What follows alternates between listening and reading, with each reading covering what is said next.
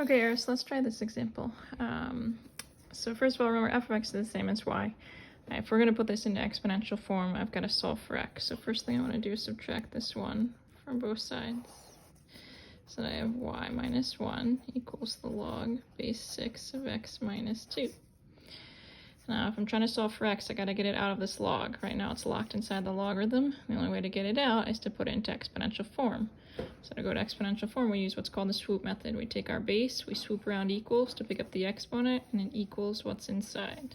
So our base is 6, our exponent is y minus 1, and it equals what was inside the log, which was x minus 2. I'm almost done. To get x by itself, I've got to add 2. So I've got 6 to the y minus 1 plus 2 equals x. So there is this original equation written in exponential form because we solved it for x. So now I'm going to create my table of values, and I'm going to strategically choose what y values to plug in this time, since my equation is solved for x rather than y. And so I want to realize that y is in the exponent, and I have to subtract 1 from it, so I don't want anything too crazy to try and do for base of 6. So I think I'm going to start with y value of 0. So if I choose 0, so I've got 6 to the 0 minus 1 plus 2 equals x. So that'd be 6 to the negative first plus 2. Well, keep in mind 6 to the negative first as an exponent just means to take the reciprocal. Negative exponent means that base is in the wrong spot. It's got to drop down to the bottom, and then because it's to the first power, nothing's going to happen. It just stays 1/6 plus 2, so I get 2 and 1/6. So my x value that corresponds to a y value of 0 is 2 and 1/6. Because one of the things we probably should have done right at the start was take a look at our vertical asymptote. So with logarithms, you cannot have 0 inside here. You also can't have negatives. If I had 0 in there, it would be asking me what power of 6 gives me 0 as an answer. I cannot take 6, raise it to some power, and get 0. That's impossible. Not going to happen. There's no exponent that would give us 0 as the output. So my vertical asymptote then is what makes the inside of the logarithm equal to 0. So inside the log is x minus 2. So if I set that equal to 0, that's going to give me my vertical asymptote. And so I solve for x, and I see my vertical asymptote is at x equals 2. So on my graph grid at 2, I'm going to dash in my vertical asymptote to show that's the line that I will never touch or pass to the other side of. So my graph will only exist over here. It's impossible to get these. All right, so 2 and 1/6, 0. So it's like right here. There's a point. And so now I'm going to go up from there. So if I put in 1 for y, that should also work.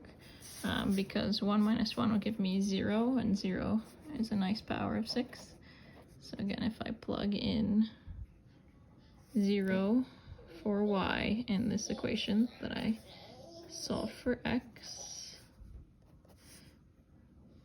or sorry, I don't want to plug in 0, I want to plug in 1, so that I get an exponent of 0. I already plugged in 0 over there, so I'm plugging in 1 this time, so that I get 6 to the 0 power. So 6 to the 0 power, keep in mind that equals 1.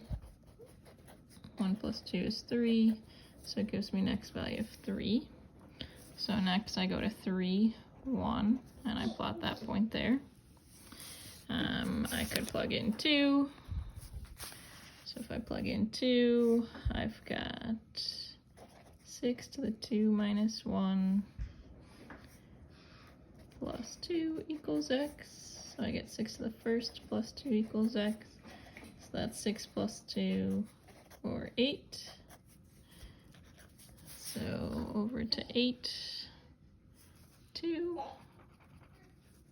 So you can see the curved part. It's going to come up along this vertical asymptote, so maybe I'll do one more small value. So maybe I'll do -1. I just added -1 for my y value. So if I plug in -1 to that equation that I solved for x, I'll have 6 to the negative 1 minus 1 plus 2. So that gives me 6 to the negative second. Well, again, negative exponents take the reciprocal, so it takes it from 6 to 1/6. And then we have to square it. Well, 1/6 squared, 1 squared is 1. 6 squared, 6 times 6 is 36. And so you see 2 and 136 is your x value. So very close to 2 is when it's done at -1. So like, sorry, like right there. This point right here. Just next to the asymptote down at -1, just so you can see there are going to be some negative y values. They're just extremely close to the asymptote, which is why it kind of looks like a vertical line. And then we hit that locator point, and it starts to curve over. So here's what the graph would look like. And then other things we asked you for, so domain. Remember that domain refers to the possible x values. So domain starts at the vertical asymptote, which for this one we found to be 2. We gotta use parentheses because we can't actually equal that value. There's nothing on that line. It's just extremely close to it. So it starts at 2 and continues over to infinity. The range for any logarithm is always -infinity to infinity. They're always going to stretch from -infinity up to positive infinity. So it's slowly but surely working its way up.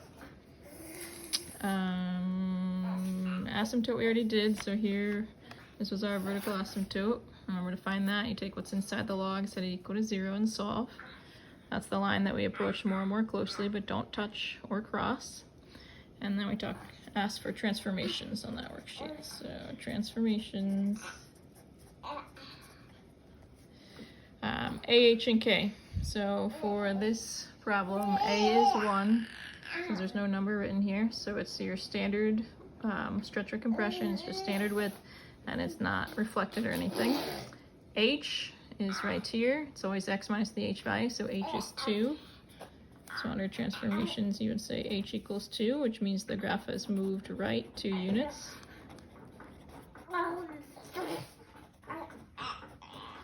Normally, so if you were just graphing y equals log base 6 of x, the parent function, you would have been here at 1, 0, but now you're over at 2 and 1, 6, 0, and that's because it's also shifted up because of the +1. So here's your k value. K is the +1. That's the other thing you want to talk about for this one, for transformations, because the k value is +1, it's moved up 1 unit. Okay, so previously, again, as I was trying to say, the parent function would be at 1, 0, but to move 2 units to the right, we're at 3, 1, because we moved not only 2 units to the right, but we also shifted up 1 unit. So there's our locator point. Parent function would have been right here, but because of this -2, it shifts 2 units to the right. Because of the +1, it shifts up 1 unit. So it goes from that point right there, 2 to the right, and 1 up. So that right here on our graph is our locator point. Hope this is helpful. Let me know if you still have questions. Good luck.